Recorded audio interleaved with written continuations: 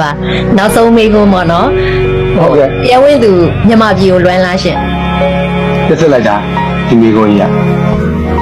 ကျွန်တော်တိုင်းပြည်ရမ်းလာတယ်အဲ့တိုင်းပြည်ကိုပြင်မှာပြီးအဲ့တိုင်းပြည်ကိုထိုးရစံနဲ့ကျွန်တော်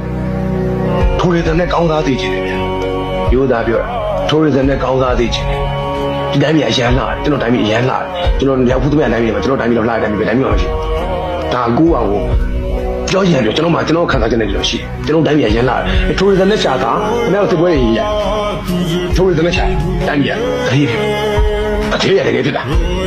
ကျွန်တော်အစီအစဉ်တွေကျွန်တော်နှလုံးသားနဲ့နေသက်တယ်။အုံနောက်နဲ့မဟုတ် skill တွေလည်းမဟုတ်နှလုံးသားကြီးနဲ့ခင်ဗျားတို့စကားပြောနေဒီနေ့ပြီးတော့ကျွန်တော်နှလုံးသားနဲ့ဖြည့်တယ်။ကျွန်တော်အတန်မှာနှလုံးသားကလာမှခင်ဗျားတို့အဲ့ဒါလူသဘောတဘာဝနှလုံးသားကလာတဲ့အလံအတန်တွေကလိမ့်လို့မရအောင်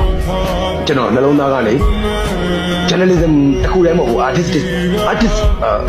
skill တွေတုံးပြီးတော့ခင်ဗျားတို့ကိုဒီနေ့ show တင်ဆက်နေပြီဖြစ်တယ်။အဲ့တော့မြန်မာပြည်ကိုဒီနေ့ပြန်လာမယ်ကျွန်တော်လုပ်ကြည့်ကျွန်တော်လွတ်လွတ်လပ်လပ်